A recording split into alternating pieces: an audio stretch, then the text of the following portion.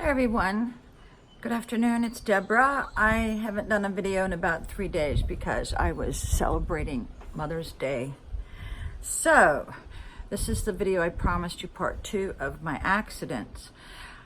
My little sister happened to remind me of my worst accident. It completely went over my head. This is the one where I had the post-traumatic stress disorder. PTSD. I carried it for years. I still have a little bit of it. I have great difficulty crossing the road. I had to explain this to my grandchildren, that whenever I am crossing the road, that I have to be diligent, looking this way, and then this way, and then this way, and then I look again.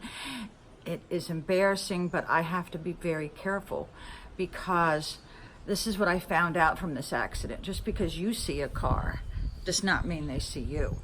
They could be distracted with the children in the back of the seat. They could be speeding. You don't know. So this is how the accident happened.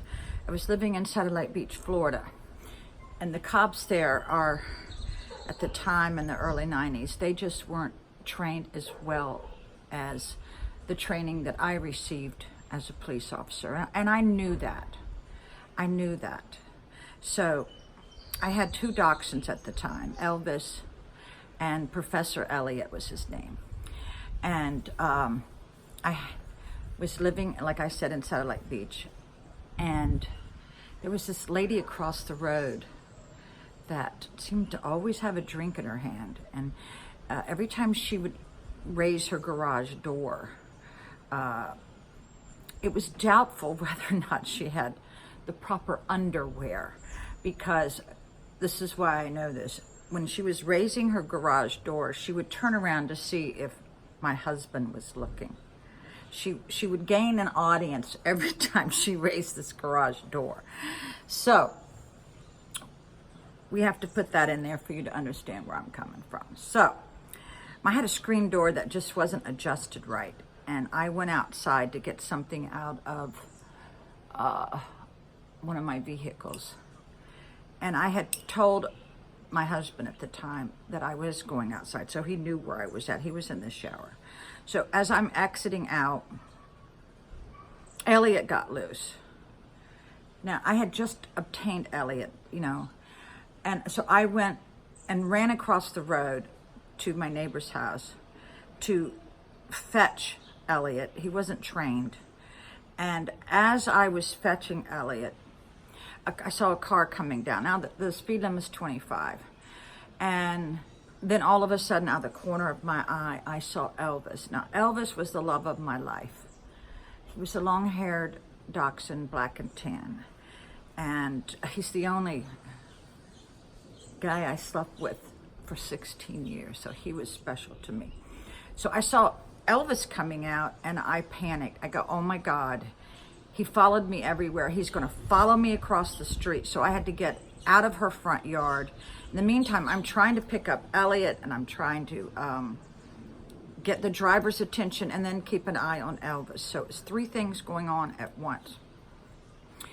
When I realized I wasn't going to be able to get Elvis, if he had been run over, my life would have just ended. I love that dog so much. So I put my hands up, and I was right on the center line, okay? The center line of the road. I put my hands up to tell her to stop, pull over, do something, but don't run over me, okay? Well, she ran over me. And, of course, there was a lot of screams in the neighborhood. I was thrown 25 feet.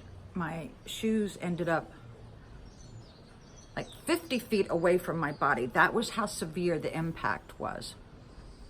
Okay. I'm laying in the road, and I landed on my right hip, and I believe that's why I had to have a right hip replacement. Okay. And this side of my face went through her windshield, and my left leg did $2,500 worth of damage to her car. She was driving a brand new car. My husband comes running out, and he sees me, and he thinks I've lost an eye, because I was severely injured on this left side. I felt like Muhammad Ali had beat the crap out of me. That's how bad a pain. I've never been in that much pain in my life. So I was in the hospital for a couple weeks in Holmes Regional. And I remember telling the doctor that something was hurting between my legs. And he kept doing an internal, and he kept checking me. And I was adamant about this. I go, something is wrong with me between my legs. Finally, he ordered an x-ray and found out I had a fractured pelvis. Now, when I was admitted to the ER, they wouldn't give me anything for pain because I had a head injury. Well, it took hours. I was screaming on the gurney, and they wouldn't do anything for me. And they stitched me up, and a lot of people say, well, why do you get plastic surgery? Well, because this eye got lifted from the damage. I had to wear a black pirate's patch for months. This whole side of my face had been beaten in from the asphalt, from the impact. And okay, so let's go back to the scene. This obese cop comes to the scene.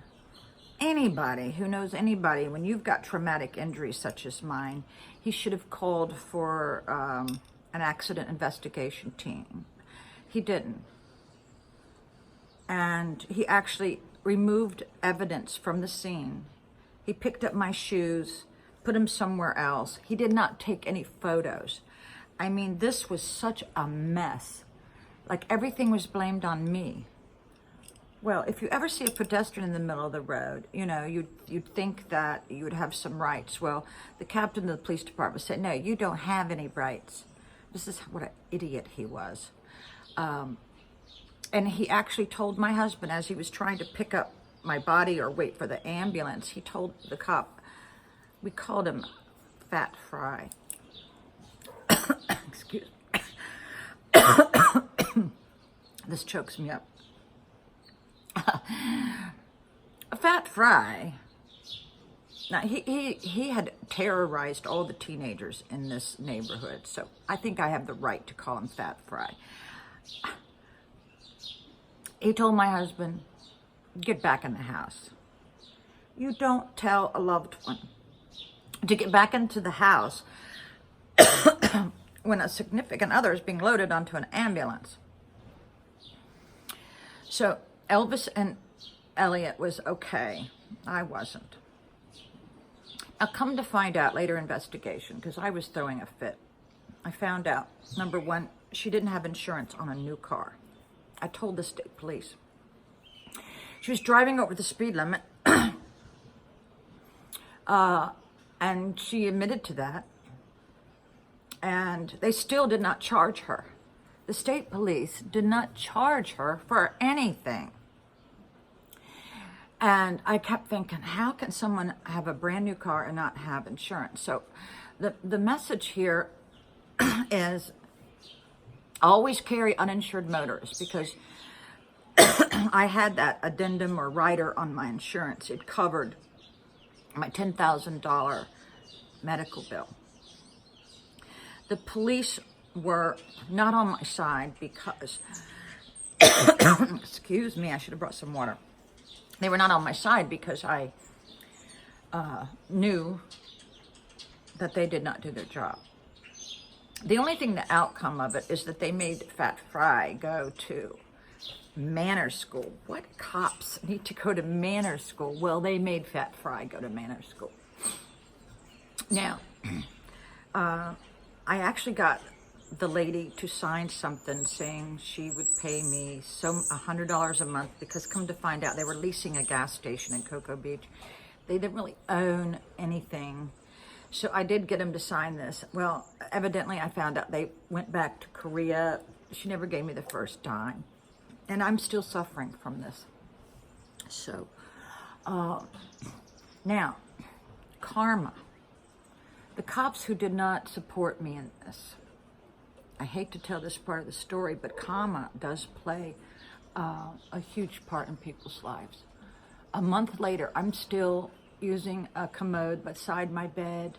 I am still not able to walk. I'm still black and blue. The 2 cops that refused to help me, they were killed on A1A by a drunk driver. They had pulled over another drunk person. They were in between 2 cars. Their legs got severed. They died on the spot. So, message to you cops out there. Be empathetic to someone who's survived a horrendous accident, and don't pass judgment. You know, don't pass judgment. These 2 cops are dead, and I have no idea what happened to Fat Fry. I hope he passed the manners school, but my son was in high school during that time, and his friends came over to our house every day, and he was one of the most hated cops. I remember on Christmas Day, my son was an avid skateboarder. He got a drink of water at school, on school property. But if you knew how the schools are set up in a warm tropical area, everything's outside. The water fountains. They was going to arrest my son on Christmas Day for having a drink of water. This is the one time where my husband exhibited what a real dad should do. He called that cop. He said, "Let me tell you something.